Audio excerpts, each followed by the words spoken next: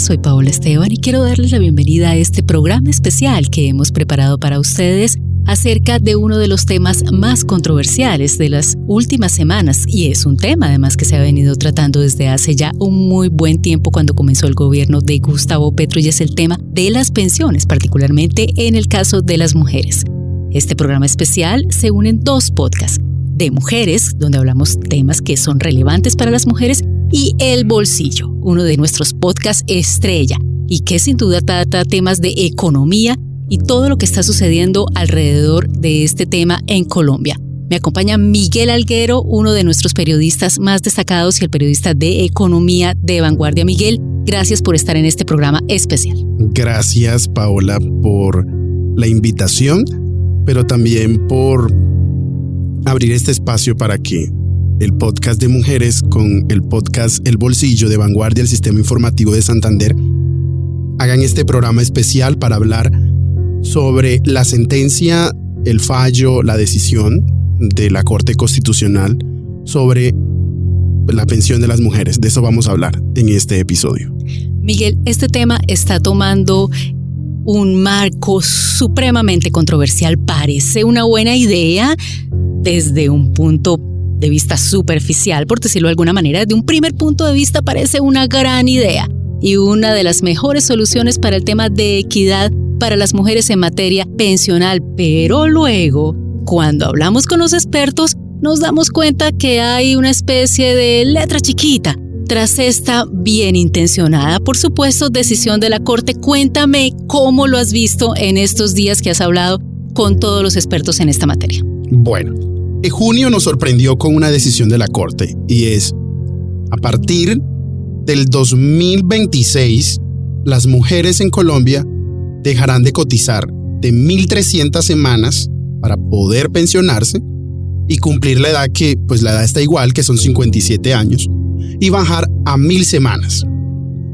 Esa reducción, como dices, de primera vista es buena, porque ayuda a que haya un equilibrio, a que haya equidad, a que las mujeres también no trabajen más años de los que ya están trabajando para poder pensionarse. Pero hay algo, como dices, en esta letra pequeña. Yo quiero dar un par de datos antes de entrar en esta discusión. Y es que inicialmente no conocemos el fallo de la Corte, solamente fue un comunicado de prensa. Hay que ver el detalle. Pero ya hay unas cuestiones que la Corte ya lo dejó ver. Pero de entrada, solamente va a impactar a las mujeres que están cotizando en este momento en Colpensiones. A las mujeres que están en los fondos privados no están ahí, porque ellas, tanto hombres como mujeres en los fondos privados de pensiones, cotizan 1.150 semanas. Habrá que ver cuáles son los argumentos de por qué si estas mujeres que están en Colpensiones tienen el tope de 1.000 y las otras mujeres en los fondos privados tienen 1.150 semanas. Eso va a ser otra discusión. Pero ¿cuántas son las afiliadas o mujeres que van a ser las beneficiarias? Colpensiones me pasó este dato. Son 3.161.093 afiliadas, que serían las primeras beneficiarias. Ya hay que ver de aquí al 2026 cuáles van a ser esas primeras que se van a pensionar, pero en total son estas afiliadas a Colpensiones. Y de ese total, ellas representan el 46,6% del total de los cotizantes del régimen público. Son más hombres los que cotizan en el régimen público. Entonces, este fallo que a mí me llamó mucho la atención cuando lo leí, y yo quiero leerte un poco los argumentos de la Corte para luego responderte a la pregunta que me hacías. Y es que la Corte, hay un argumento, y es que dice que tradicionalmente en nuestro ordenamiento jurídico, en nuestro sistema pensional colombiano, pareciera que no fuera suficiente el hecho de que las mujeres se pensionaran antes que los hombres, porque estaban en igualdad de semanas. Entonces, como no hay una equidad, entonces tienen menos edad, pero tienen que trabajar las mismas semanas, entonces es, como dice la Corte, esa densidad cotizacional de los hombres con las mujeres hace que no haya una equidad tanto en seguridad social, en dignidad, en justicia, solidaridad y protección pensional. Entonces, bajo esas condiciones, ellos hablan de una igualdad pensional para poder ir escalonando y ir quitando en el mercado laboral y en el sistema pensional esa discriminación tanto directa como indirecta hacia las mujeres. Me parece que resultó siendo un poquito todo lo contrario. Bueno, esos son los argumentos de la Corte y que conocemos hasta ahora. Ahorita ya que vamos a escuchar a los expertos y lo que tenemos preparado para este episodio, otro argumento es que cuando las mujeres quieren acceder a su pensión de vejez, cuando quieren ya pensionarse y buscar esas 1.300 semanas, igual que los hombres, como hemos dicho, hay unas barreras para acceder. Antes de entrar acá con Bel hablábamos eso. Las mujeres tienen más problemas para formalizarse, para sostener el trabajo en el tiempo y para conseguir trabajo. Algo que me parece interesante es que las mujeres también muchas veces empiezan su carrera y de repente el abuelito se enferma, el papá se pone mal y hay que apoyarlo, la hermana, el hermano se separa, entonces hay que apoyarlo, y muchas veces estas mujeres dejan su carrera un tiempo y por tanto dejan de cotizar, ¿no? Por tanto dejan también de cotizar para su pensión y para salud. Eso se llama economía del cuidado o cuidado del hogar. Entonces muchas mujeres que actualmente en Colombia no se reconoce eso económicamente. Sí hay una protección jurídica que reconoce la economía del cuidado, pero actualmente en Colombia no hay una legislación que obligue a las personas o a los mismos hombres o cabezas de hogar a que consideren económicamente eso. Entonces, eso también es otro argumento de la Corte, que las mujeres dedican mucho tiempo al cuidado del hogar, entonces se le hace muy difícil completar las 1.300 semanas para llegar pues a la pensión. Y otro argumento es que a la Corte le parece también desproporcionado cómo las mujeres tienen menos edad para pensionarse, pero tienen la misma edad, no, las mismas semanas, entonces terminan trabajando más que los hombres y no se cumple la edad de pensión. Y también en ese mínimo vital para su adultez, de tener una pensión así sea de un salario mínimo, la Corte dice entonces que es inconstitucional, declara inexequible esta ley de 1993, 94, no recuerdo bien el año, pero es de ese año, del 94, ya recordé. Entonces ellos dicen, lo que hay que buscar entonces es, a partir de eso, entonces buscar los principios de dignidad humana, el principio de igualdad y el principio de seguridad social para las mujeres. Eso sí, les deja, yo creo que aquí la Corte da una interpretación, pero les deja esto al Congreso, y ahora el Congreso es el que tiene que legislar y ver cómo va a ser.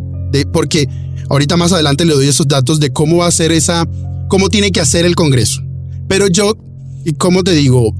Tú que tanto has trabajado este tema de enfoque de género, las mujeres hoy, ¿cuáles son esas principales dificultades de las mujeres en el mercado laboral? Decías ahorita una que decías que empiezan a trabajar, quedaron embarazadas, les tocó quedarse cuidando al niño o a la niña. Pero también uno ve que los puestos de trabajo de las mujeres tampoco son los mejores remunerados o son de menor calidad. ¿Qué hay en el mercado laboral que hace que hoy las mujeres no tengan esta misma equidad que los hombres? Y hay también un temor, ¿no? Los empleadores dicen, bueno, pero contratamos una mujer y ella se embaraza, ella es la que tiene la licencia de maternidad por más tiempo, yo entonces tengo que contratarle un reemplazo y más encima tengo que mantener este cargo, no me funciona tan bien. Y además viene todo el tema de la edad de pensión, ¿no? ¿Qué hace una mujer que se queda desempleada a los 50 años? ¿Qué hace una mujer que se queda desempleada a una edad que se acerca a este umbral pensional? Entonces es como una especie de saltar la barrera. Parece que nos tiraron una soga para poder subir un poco más rápido la montaña, pero en realidad hay un escalón aún más allá, otra montaña aún más. Y bueno, creo que esto está siendo muy complejo. Vanguardia Podcast. ¿Cuáles han sido como esas consideraciones que tú has visto sobre este tema? Los expertos coinciden que esto es bueno porque es un paso para reducir esa inequidad, pero se abren otras brechas. Hay una brecha fiscal, es decir, de dónde va a salir la plata para darle la pensión a esas mujeres que se van a empezar a pensionar antes. 300 semanas son más o menos 6 años. Entonces, ¿de dónde va a salir esa plata? Otra es, si de verdad reducir las semanas, pues una decisión efectiva a lo largo del tiempo. Y la otra pregunta que se hacen es si de verdad la solución es reducir las semanas y no más bien ir hacia atrás, ir más al mercado laboral. Para eso están hoy las reformas, tanto laboral y pensional, pero pues ninguna va encaminada en eso con el enfoque de género. ¿Por qué? Porque también entran en desventaja las mujeres adultas mayores que ya cumplieron su edad de pensión y que no tienen pensión. También se ha dicho, bueno, ¿y qué va a pasar con ellas? Entonces se han abierto, a partir de aquí se abrió una cantidad, y me gusta que esto se ponga sobre el debate público para que nos demos cuenta que nuestro mercado laboral, hablo de Colombia, en otros países pasa, es muy inequitativo y yo digo que va en contra de las mujeres por el mismo hecho de las barreras que hay para poder permanecer a lo largo del tiempo. Hay tanta controversia sobre este tema, Miguel, que ya parece una batalla de los sexos y hasta la identidad de género quedó ahí comprometida. Por ejemplo, una de nuestras expertas con las que hablábamos, Marta Susana Jaimes, experta economista, investigadora de la Universidad de los Andes, nos contaba que había escuchado incluso a hombres que decían, bueno, pero entonces ahora yo me cambio de sexo acá y pues rápidamente alcanzo mi pensión. Y esto además es un irrespeto hacia las mujeres transgénero. Pero precisamente, Miguel, ¿dónde quedan ellas? ¿Dónde quedan las mujeres transgénero que inician su tránsito posteriormente a haberse vinculado al mercado laboral o haber empezado incluso a cotizar? Incluso se han abandonado después. Como no conocemos el fallo todavía para ver la letra menuda, pero ya los expertos hablan que hay unas condiciones civiles. Entonces uno, cuando está en su trabajo y cuando uno se afilia, uno presenta pues los papeles civiles, ya sea la cédula o su registro de nacimiento. Si esta persona que ya está en su proceso, en su tránsito, en su transición, ya se autorreconoce y se reconoce y en su trabajo también ya la reconocen como mujer, ya puede apelar o puede también ser beneficiaria de esta decisión ya de la Corte. Pero se necesita un sustento civil. Y aquí cuando hablamos de civil es que ante la Registraduría Nacional se soporte que en este caso es mujer. Lamentablemente es así porque en estas cuestiones de pensión lo que se tiene en cuenta es cómo está uno registrado. Entonces miran el número de cédulas, cuántas semanas, cuál es la edad y cuánto ha cotizado. Eso, lamentablemente, hay una discriminación ahí, pero esas son las reglas de juego que nos da a nosotros tanto el sistema pensional como el mercado laboral. Miguel, y existe también una situación un poco difícil en este tema y es, ¿podría constituirse incluso esta decisión de la Corte que ratificó las mejores intenciones, como lo han señalado los expertos, convertirse en una barrera de acceso al mercado laboral? ¿Podría significar también un decrecimiento en el interés de los empleadores por contratar mujeres para cargos importantes, para cargos que requieran un alto nivel de gerenciamiento? No, más bien los expertos nos hablan que esto va a ayudar a que más mujeres se pensionen, pero como hemos dicho, lamentablemente nuestro mercado laboral es muy informal, la mitad del mercado laboral colombiano es informal y hay que ver que dentro de la informalidad las más informales son las mujeres. Hay que ver también que en el mercado laboral son muy pocas las mujeres que están en cargos de dirección, administrativos, ejecutivos altos. Entonces también la decisión de la Corte va más en función de cuando la mujer ya está finalizando su etapa laboral, que es para alcanzar esa pensión de vejez o adultez. Pero ya la decisión de la mujer de mejorar sus salarios, de mejorar sus condiciones, de poder trabajar y tener hijos al mismo tiempo, o trabajar y mantener un hogar, o ser madre cabeza de familia, eso sí le corresponde ya al mismo Ministerio del Trabajo, al mismo gobierno y al mismo tejido empresarial de mejorar las condiciones. Pero en este momento la Corte se fijó fue en esas mujeres adultas que ya van a terminar. Y quiero dejar pues este dato que lo estaba buscando, cómo va a ser ahora lo que sigue, porque la Corte le dijo al Congreso, usted le toca legislar sobre esta materia. Si en caso de que el Congreso no legisle hasta el 31 de diciembre del 2025, a partir del 1 de enero del 2026 va a empezar una gradualidad, la reducción gradual, así como se hizo antes de la norma del 94, que también fue cuando a las mujeres también fue con la edad, que se redujo la edad, fue también gradual. Entonces en este caso también va a ser igual. Entonces, ¿qué va a pasar? Entonces empiezan las 1.300 semanas. En el año 2026 se van a reducir 50 semanas. Luego, a partir del 1 de enero del 2027, se reducen 25 semanas. Y así cada año hasta llegar a las 1.000. Y eso se va a completar hasta el 2036. que va a ser gradual, progresivo, pues y reconociendo también pues las mujeres en su actividad económica y, como hemos dicho, sobre todo esas barreras y dificultades para acceder al mercado laboral, dándole tiempo al tiempo para que de aquí a allá hayan mejores condiciones. Vamos a ver si de aquí a allá hay mejores condiciones. Yo quiero dejarles estas dos reacciones de dos expertos.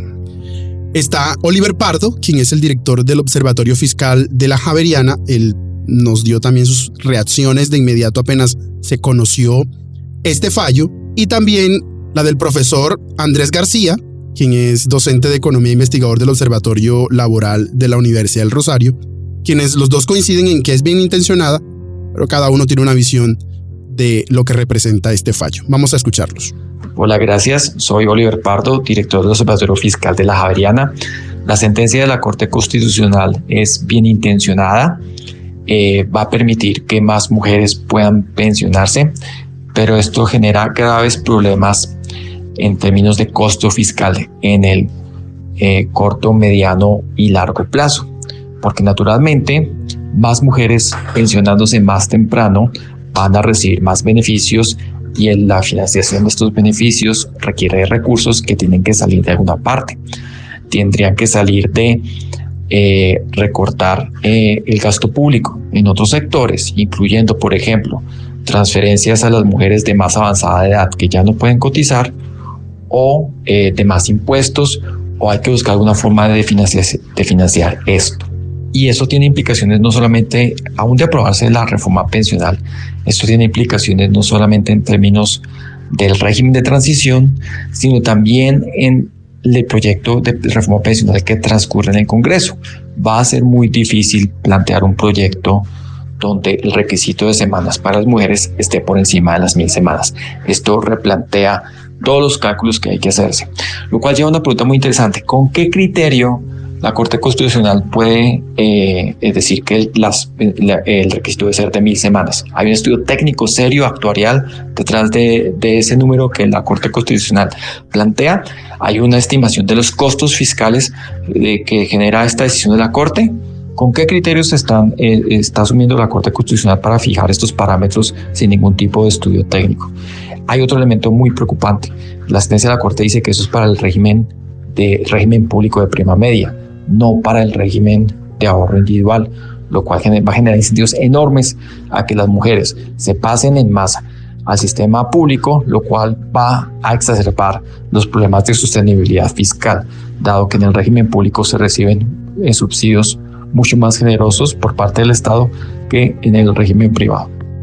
Vanguardia Podcast. Bueno, sobre la sentencia de la Corte, lo primero que decir es que pues parecería ser bien intencionada y en parte busca un reconocimiento a las brechas de género que no se expresan solamente en términos de salario, sino durante toda la trayectoria laboral. Reconocer que hay unas mayores barreras al acceso al empleo, que en general los empleos suelen ser con más frecuencia empleos parciales, incluso con menores niveles de remuneración, son aspectos importantes a la hora de pensar una política pensional equitativa. El hecho de tener un menor número de semanas parece un mecanismo importante pensando en un sistema mucho más equitativo. Lo que no queda muy claro es por qué se está hablando de 300 semanas menos, equivalentes a unos 6 años, además de que hay una menor edad, cuando de hecho se había hablado de la unificación de la edad de retiro, teniendo en cuenta que las mujeres tienen una expectativa de vida mucho más amplia. Entonces creo que el tema, ponen el foco en un tema importante, pero quizás antes de tomar una decisión se requiere un poco más de estudio detallado para saber cuáles son justamente, o cuál es la magnitud de las barreras que haría que las mujeres requiriesen un menor número de semanas para que se jubilaran, y cuál debería ser la política en ese sentido. Cuando uno mira los datos sobre pensiones, yo creo que es muy revelador lo que ocurre. Un mayor porcentaje de hombres que están jubilados, donde además los ingresos por jubilación son un determinante muy importante de los ingresos totales de esos hogares y de las tasas de pobreza. Por ejemplo, los hogares donde hay una alta incidencia de tasas de pobreza en adultos mayores son hogares en los cuales no hay pensiones. Entonces esto de poner la lupa sobre cómo facilitar el acceso a las pensiones, el ahorro para el retiro es bien relevante. Vanguardia Podcast. Por mi parte, quiero invitarles a que escuchen a la economista Marta Susana Jaimes. Ella es investigadora de los Andes y ha estado trabajando también en una propuesta muy importante con 2 puntos de acción acerca de cuál podría ser la mejor forma de actuar y la mejor decisión a tomar en materia de pensiones para las mujeres y lograr así una equidad real que vaya un poco más allá de políticas que en un primer momento parecen buenas y que permitan resolver algunas situaciones estructurales que pueden significar un verdadero cambio para las mujeres. Escuchemos. Vanguardia Podcast. Doctora Marta, sin más preámbulos, entremos en materia. ¿Beneficia o no a las mujeres la disminución en la cotización de las semanas para pensionarse de 1.300 a 1.000? Bueno, eso es una pregunta que tiene muchísimas aristas. De plano, yo digo que no, porque no está solucionando los problemas de raíz. Yo diría que es un problema o es una solución que va a generar unos problemas estructurales a lo largo del tiempo. Entonces, digamos que en el corto plazo lo que vamos a ver es que sí, un mayor número de mujeres van a poder acceder a una pensión mínima y de alguna manera, y esto en el régimen de prima media, o sea, en Colpensiones, no en todo el sistema en general, pero como lo dije anteriormente, pues lo que estamos haciendo es pegando la pensión de las mujeres hacia el piso inferior de los beneficios, y esto en el largo plazo es perjudicial para las mujeres porque las mujeres tenemos una expectativa de vida mayor y esto hace que efectivamente vayamos a necesitar de la pensión durante muchísimos más años. Y al bajar la edad, o sea, al tener una menor edad y al tener un menor número de semanas cotizadas, estamos haciendo una combinación de extender el número de años en el que vamos a estar pensionadas, y al bajar el número de semanas estamos bajando el tiempo de contribución al capital que vamos a expandir durante todos esos años. Entonces, eso lo que está haciendo es ponernos muchos más años con una pensión que puede llegar a no ser suficiente. Doctora, algunos han cuestionado esta decisión, además señalando que podría generar una discriminación laboral. ¿Esto es cierto? ¿Qué otros temas alrededor de la pensión se mueven? Porque a veces creemos que es solo eso, que es solo pensionarse, pero ¿qué temas se mueven alrededor de la pensión que no hemos alcanzado a comprender con esta decisión que para muchas mujeres y para muchas organizaciones de mujeres es positiva? Sí, esa pregunta me encanta. Yo creo que tenemos que hacer una gran pedagogía en torno a esto porque se nos ha vendido el diferencial de edad de pensión como un beneficio que se le está dando a las mujeres. Y acá la pregunta es un beneficio en virtud de qué, ¿cierto? Y pues lo que respondemos y lo que en muchos momentos se ha dicho, esto es un logro de los derechos laborales de las mujeres. Entonces ahí voy a tomar esto como, bueno, si lo que estamos tratando de obtener es un beneficio laboral, ¿por qué lo estamos buscando a través de la pensión? ¿Y por qué lo estamos buscando a través de la pensión en tiempo de contribución? ¿Sí? Entonces esa es la gran pregunta. El problema que estamos tratando de solucionar y por el cual queremos tener un beneficio es, digamos, efectivamente los problemas que enfrentamos a lo largo de la vida en el mercado laboral, que es lo que lleva hoy a que las mujeres no tengan un capital suficiente de pensión y que por lo tanto tengan una menor probabilidad de pensionarse que los hombres. Entonces, recordemos que el sistema pensional recoge la historia de vida laboral de las personas. Entonces sí, efectivamente al momento de enfrentarnos a la probabilidad de pensionarnos, en ese momento vemos como toda una vida de discriminación laboral se recoge en ese momento en el que queremos pensionarnos. Pero entonces el problema no nace por el sistema pensional, el problema nace por todos los elementos que llevan a que las mujeres a lo largo de la vida laboral no tengamos la igual capacidad de contribución que los hombres. y de aportes al sistema social que son las pensiones. Entonces, la pregunta es, ¿qué es lo que hace que nosotras tengamos enfrentemos unos mayores retos a lo largo de la vida laboral? Y hay dos cosas importantes. Una, obviamente, es la brecha salarial, y es que está muy bien estudiado cómo esta brecha salarial es latente, incluso a diferentes niveles educativos, se va cerrando a medida que aumenta el nivel educativo, pero persiste, por ejemplo. Y lo que hemos hablado de los techos de cristal, pues que es muchísimo más difícil para una mujer escalar en las posiciones laborales que para un hombre. Y el otro gran elemento que siempre está en discusión, y es que por las normas sociales y digamos que los elementos de la socialización de las mujeres en torno a las labores de cuidado, hace que las labores de cuidado no remunerado recaigan principalmente sobre las mujeres. Entonces, estas normas sociales y además discriminación en general, ¿cierto? Brecha salarial más poca capacidad de avanzar en la carrera laboral, y por lo tanto tener acceso a aumentos salariales más constantes, que si lo comparamos con un hombre, pues es mucho más baja la incidencia de esos aumentos salariales. Entonces, la combinación de estas dos cosas hace algo que normalmente se resalta, y es que tenemos menores ingresos a lo largo de la vida y mayores interrupciones en nuestra participación laboral.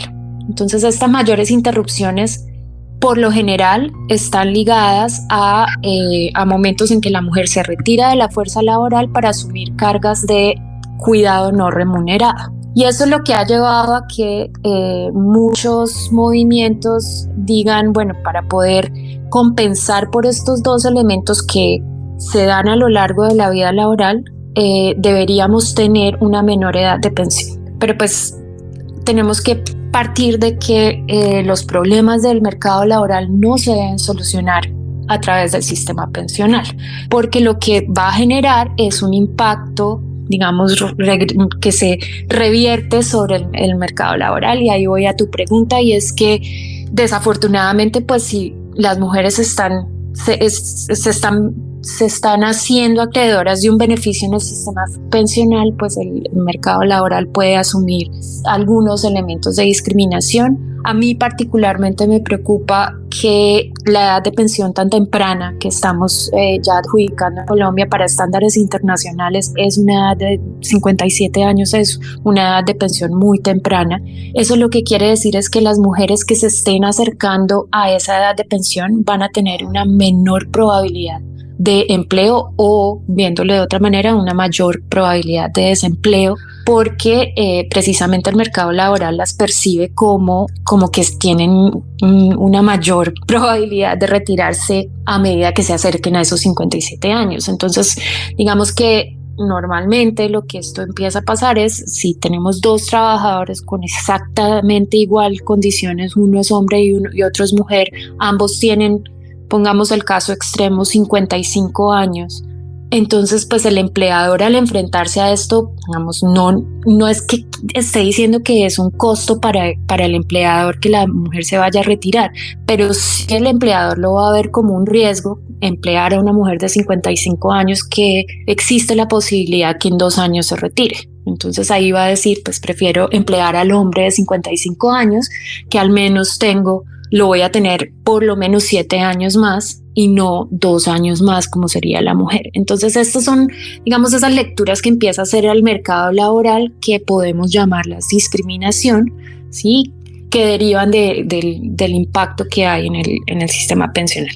Pero digamos que estos son conjeturas, por decirlo así. Sí hay estudios a lo largo del mundo que han buscado identificar cuál es el impacto de políticas sociales que sean diferenciadas por género, y cómo se alinean con la discriminación que ya existe en el mercado laboral. Hay ejemplos de la licencia de maternidad, y cómo cuando las licencias de maternidad cambian a una licencia parental o familiar, hay unos efectos positivos sobre la participación femenina y sobre las brechas salariales.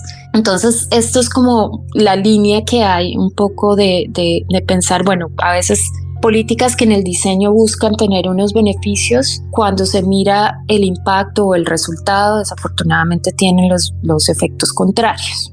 Entonces de ahí nace esa discusión sobre el efecto que puede tener en una mayor discriminación de esta diferencial de edad.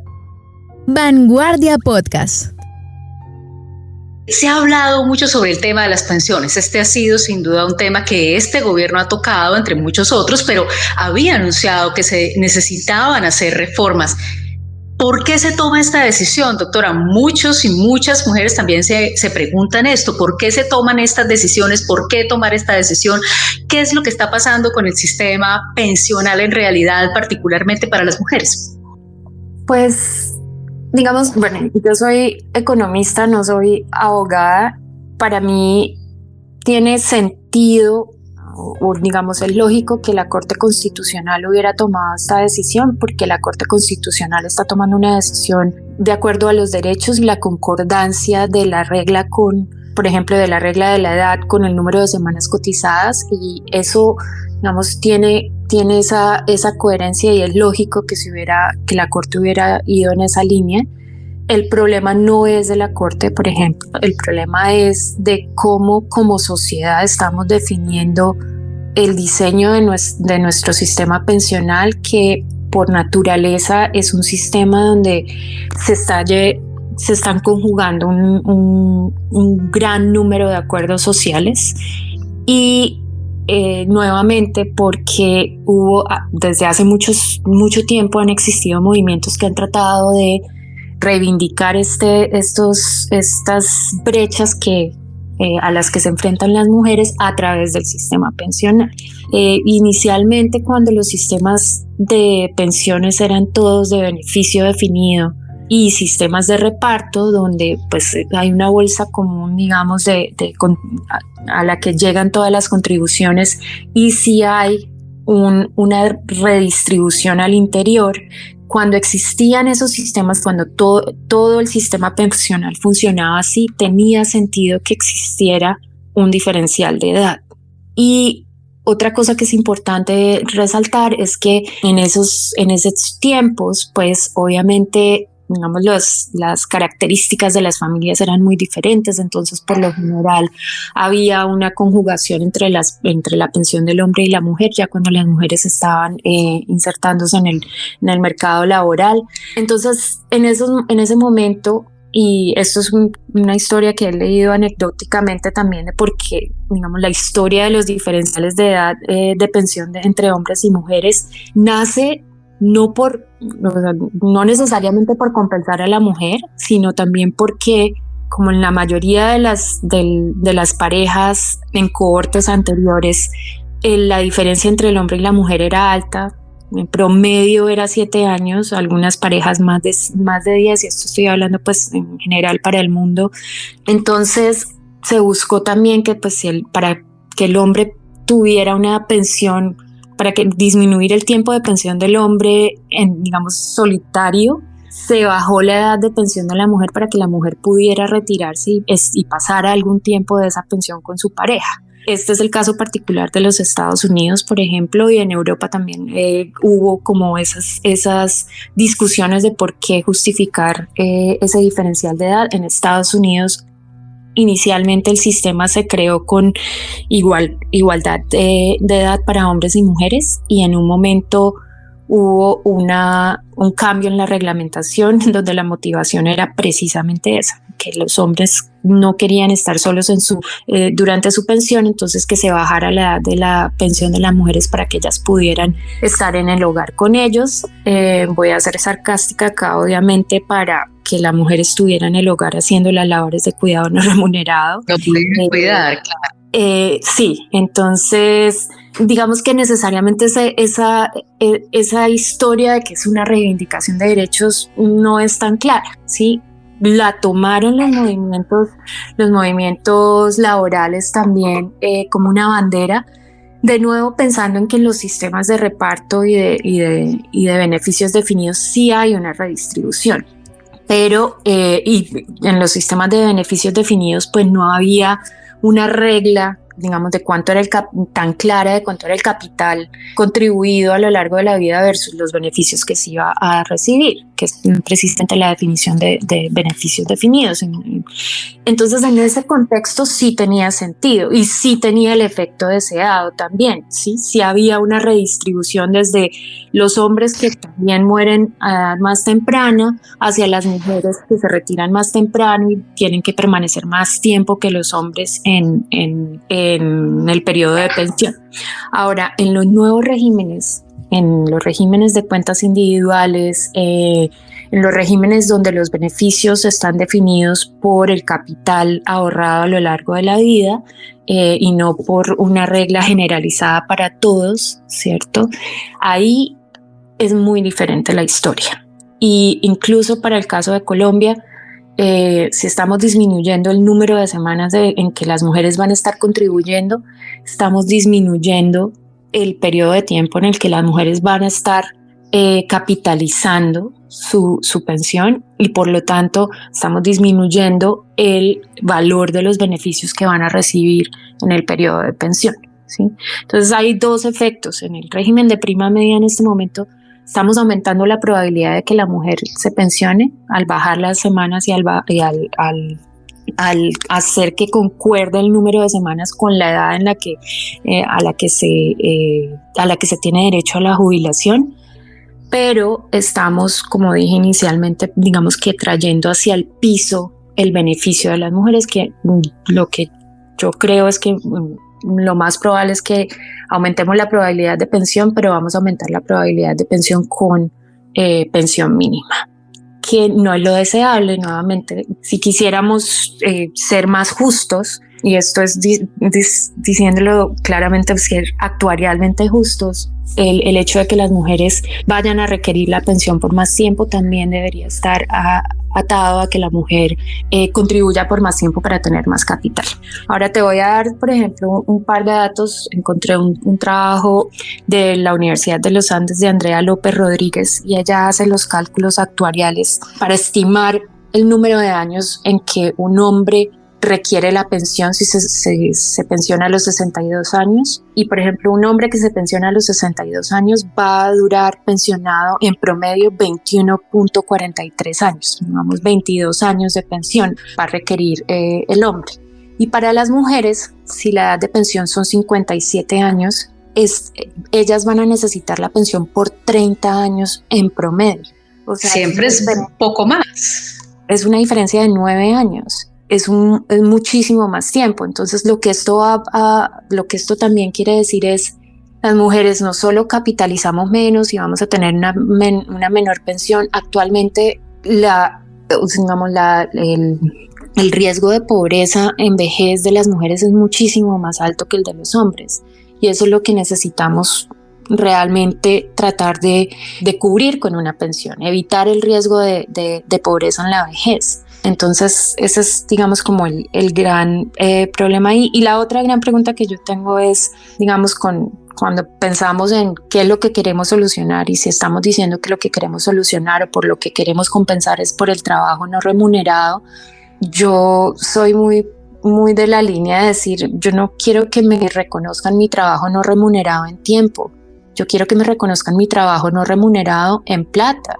¿Sí? Si queremos crear unos bonos de cuidado, creemos unos bonos de cuidado que sean monetarios, donde, listo, si yo me retiro de la fuerza laboral para ejercer una labor de cuidado, que esa labor de cuidado se reconozca monetariamente y vaya a la contribución de pensión, de manera que capitalicen el tiempo. Pero si a mí me dan las semanas al final de la vida, yo ya perdí un montón de plata, digamos, poniéndolo así, porque yo me retiré para cuidar a alguien a los 25, 26 años. Si yo no me hubiera retirado y hubiera contribuido a los 25, 26 años, al momento, a los 57, quiere decir que esa plata que sí contribuía a los 25 capitalizó por 20 años. Pero claro, tendría más dinero. Claro, pero si a mí a los 57 me dicen, no, le voy a regalar unas semanas por haberse retirado, pues el tiempo, obvio, vale, pero no se capitalizó igual que si yo hubiera puesto esa plata en el sistema financiero, como pasa, o incluso en el régimen de prima media. Entonces esas son las preguntas muy importantes. Y lo otro que, volviendo, y ya cierro, es cada vez que ponemos estas políticas en cabeza de las mujeres, pues seguimos reforzando todos los patrones sociales que hacen que las labores de cuidado sean feminizadas, que nosotras tengamos que asumir esas labores de cuidado no remunerado, que tengamos menor poder de negociación, no solo al interior del hogar cuando estamos negociando las labores de cuidado no remunerado, sino también en el mercado laboral, porque los empleadores nos ven como las que somos más susceptibles de tomar la licencia de maternidad o de retirarse a los 67 años y no a los 62. Entonces, todo lo que esto tiene es un efecto de reforzar esas normas patriarcales y llevar a que seamos mayormente discriminadas o vistas como sujetos laborales diferentes, que precisamente es lo que hemos estado tratando de combatir. Vanguardia Podcast. Pero esperemos que las discusiones, yo lo que invito a las mujeres es a pensar, nosotras estamos luchando por la igualdad, estamos luchando por nuestros derechos y por los derechos de todos. Y eso también quiere decir que estas formas de discriminación positiva, como lo he estado llamando en muchas formas, no solo las tenemos que pensar en el contexto amplio de, bueno, cuáles son los efectos y cuáles son las razones históricas por las que estamos en esta lucha, sino también realmente esto es lo que queremos, como queremos transformar la sociedad de manera que se desfeminicen muchas cosas como las labores de cuidado, la pobreza, la discriminación laboral, y también traer un mensaje más amplio sobre las reivindicaciones de género. Y por eso es importante hacer la pedagogía sobre esta regla, y me parece muy importante que la labor que están haciendo ustedes como periodistas de ampliar la discusión. Entonces también te agradezco mucho por este espacio.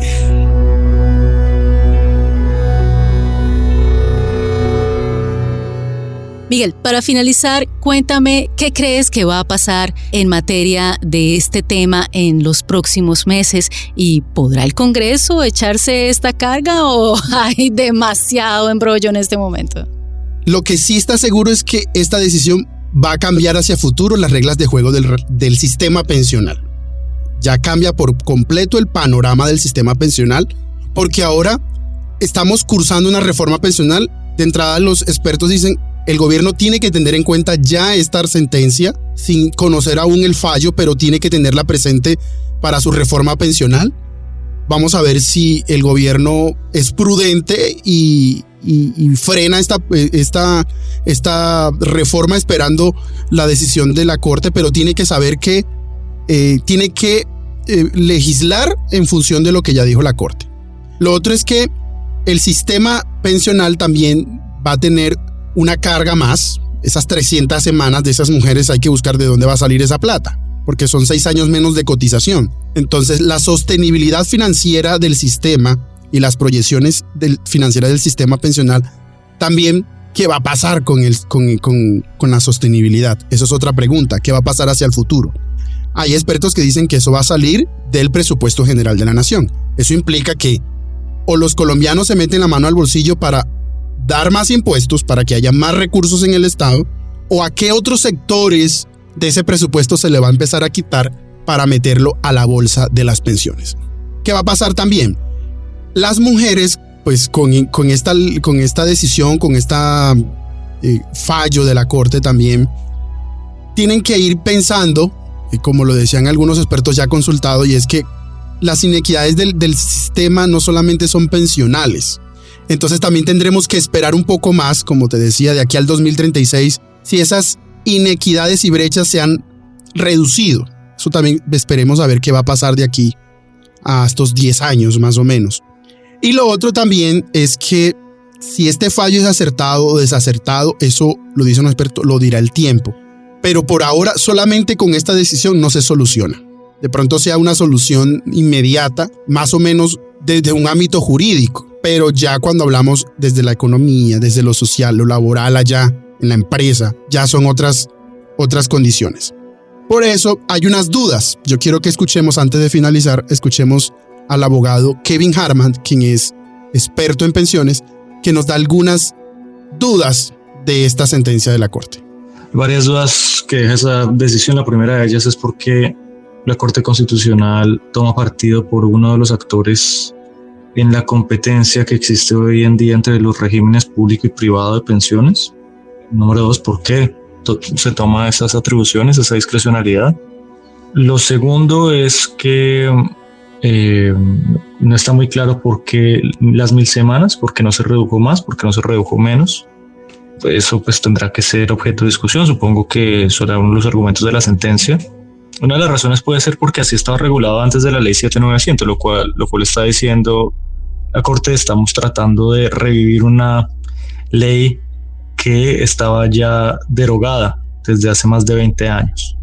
Claro, lo fiscal pues también es muy importante, porque si llega a quedar la regulación tal cual la Corte la está previendo, pues podría crear un boquete muy grande de colpensiones, en la medida en que la gente, la mitad de la fuerza laboral colombiana, que son mujeres, pues no le quepa ninguna duda, van a ser beneficiadas en caso de trasladarse a colpensiones. Eso implica que con las reglas que existen hoy en día, Colpensiones pues vaya a subsidiar las pensiones más altas, por ejemplo. Y en el caso de las mujeres que no se alcanzan a pensionar por no lograr ni siquiera las 1000 semanas de requisito de contribución, pues les van a devolver unos aportes solamente ajustados con la inflación. Es un error. Y bueno, frente al mercado laboral, creo el mercado laboral no se ve afectado por esta decisión, en la medida en que el requisito de cotización en tiempo es exclusivamente una función del trabajo formal que tenga una persona a través de su vida laboral. Si se hubieran aumentado las tasas de contribución, sí habría podido tener un impacto en el mercado laboral, en la formalización de los trabajadores, etc. Pero este es uno de los casos en donde a través de la política pensional se quieren corregir problemas del mercado laboral o de la política laboral. Yo siempre he insistido en que son dos reinos de política pública que están muy relacionados, pero que se mantienen autónomos y son distintos. Y bueno, pues esto serían un poco las preguntas que todavía quedan al aire. Vanguardia Podcast. Bueno, Paula, para ir ya terminando en esta conversación, hay mucha tela por cortar, eso sí es verdad, pero hay algo que, hablando con Andrés Izquierdo, él es abogado y él es experto, hay algo que a mí él me dejó pensando, y es: el sistema pensional va a cambiar, como decía.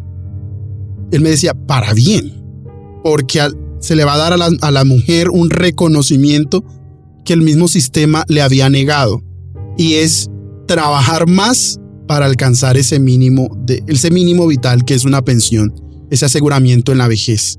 Yo aquí pues te pregunto, y es: tú como mujer que también en un futuro tienes pensado pensionarte, esa es la idea. Sí, esa es la idea, que vas a tener menos semanas, pero la misma edad. Bueno, eso lo ves también como un logro a que se reconozca también que las mujeres en este sistema, en este mercado laboral, se sentían también discriminadas por la misma norma. Ese tema es importante, el tema del reconocimiento. ¿Por qué es importante? Porque nos permite abordar situaciones como los estereotipos de género, que son los que en primer lugar nos tienen aquí. Es decir, como que nosotras somos las encargadas del cuidado porque somos las que sabemos cuidar, como que nosotras somos las que tenemos que quedarnos en la casa porque pues esa es nuestra labor. ¿Quién más lo va a hacer? No vamos a dejar al señor cuidando a los niños. ¿Por qué no? Entonces, abordar estos estereotipos de género es importante abordarlos, porque así tenemos la posibilidad de reconfigurarnos como sociedad. Y ese reconocimiento que ofrece la Corte con esta sentencia permite que vayamos un poco viendo que estos paradigmas tienen que cambiarse. Por otro lado, también nos aboca a debates importantes, como el caso de las mujeres trans, de la identidad de género, que es otro tema que se está hablando, que ha alcanzado en los últimos años un reconocimiento importante gracias a sentencias, por supuesto, de la Corte Constitucional, porque los señores del Congreso, pues bueno, no abordan estos temas. Entonces, la Corte ha tomado como esa bandera de los derechos de las personas con orientaciones sexuales e identidades de género diversas, y el tema de las pensiones nos permite abordar eso también, porque casi nunca pensamos en eso, cómo se están pensionando las personas que hacen un tránsito de género, las personas que tienen una identidad queer, por ejemplo. Entonces, eso es importante que lo abordemos. Pero también es importante que reconozcamos que como sociedad tenemos que estar dispuestos a dar el paso adelante, es decir, más allá de pensarnos en una medida que busque un reconocimiento simbólico, también es importante que encontremos dónde están esos vacíos estructurales en el mercado laboral, en las brechas sociales, dónde están esas situaciones que nos ponen en desventaja ante los hombres en diversas situaciones de la vida. Para organizaciones como ONU Mujeres hacen falta todavía, Miguel, 100 años para que alcancemos una equidad que se materialice. Lo simbólico es importante, estamos trabajando, pero se necesita una materialidad. Las mujeres vivimos más, pero ¿cómo vivimos? ¿Cómo nos pensionamos? ¿Cómo llegamos a esa vejez? Esas son las preguntas que debemos hacernos. Yo quiero terminar, Paola, con una reflexión que me compartía también este experto que te mencionaba. Y él decía que el sistema, el ordenamiento jurídico ha sido populista, hipócrita. Decía así. ¿Por qué? Porque le da una menor edad a la mujer para que se pensione, pero al mismo tiempo le exige en este momento 5 años menos de edad que los hombres, pero le exige igual número de semanas que a los hombres. Y su bono pensional se viene redimiendo a los 60 años. La edad son 57, pero las mujeres, el promedio son 60 años, y casi igual que los hombres. Él decía, esto fue cuando se hizo esta norma, fue una medida populista y con hipocresía política. Y lo otro también que anota, para terminar esta reflexión, es que las mujeres aún así, el mercado laboral las pone en esta desventaja, que terminan cotizando menos semanas. En promedio, son más o menos unas 750 a nivel nacional. Es decir, no alcanzan las 1000. Les toca trabajar aún más. Pero bueno, lo que deja es que ese requisito de las 1000 semanas era lo que exigía, como decía esta ley 100 de 1993. Entonces esta cifra de entrada no es caprichosa, es lo que estaba antes del ordenamiento jurídico pensional que tenemos hoy vigente, que es de 1993. Entonces regresamos a esa época. Y quiero hacer la aclaración, lo del requisito mínimo de semanas previas lo dejó la ley 797 del 2003. Entonces vamos a regresar otra vez, esa la norma 100, la ley 100 del 93, que sería regresar a eso, mientras que hay esta reforma pensional. Vanguardia Podcast. Pues ojalá nuestro ordenamiento jurídico con el paso de los años se vaya dando cuenta también de la independencia de la mujer, que la mujer se vale también por sí misma, que no necesita tener a un hombre para poder acompañarlo en una edad pensional, pero también que ojalá nuestro ordenamiento jurídico también le reconozca a la mujer. Eso yo espero estar vivo cuando algún día nuestra sociedad y el mercado laboral les reconozca tantos años a tantas mujeres que han dejado de estudiar en el pregrado o el bachillerato o un posgrado. Han dejado de materializar sueños propios como emprender, como montar su propio negocio. O han dejado de buscar otras alternativas en su crecimiento tanto profesional como personal por quedarse cuidando a un abuelo, a una abuela, a un hermano, a una hermana, a un familiar cercano, a sus propios hijos, o atendiendo su hogar para que su esposo pueda trabajar y que ese trabajo, porque es un trabajo, no se reconozca económicamente. Porque también, como decía Paola, sí es un reconocimiento simbólico, pero la mujer, al recibir esos recursos, le da también aún mayor libertad y autonomía financiera para no depender de los demás. Así es, Miguel. ¿Nos despedimos? Nos despedimos. Muchas gracias a quienes nos escucharon en este programa especial de los podcasts de Bolsillo y de Mujeres para hablar del tema pensional en el área de las mujeres y la equidad de género. Síganos escuchando en nuestros podcasts a través de nuestras plataformas digitales.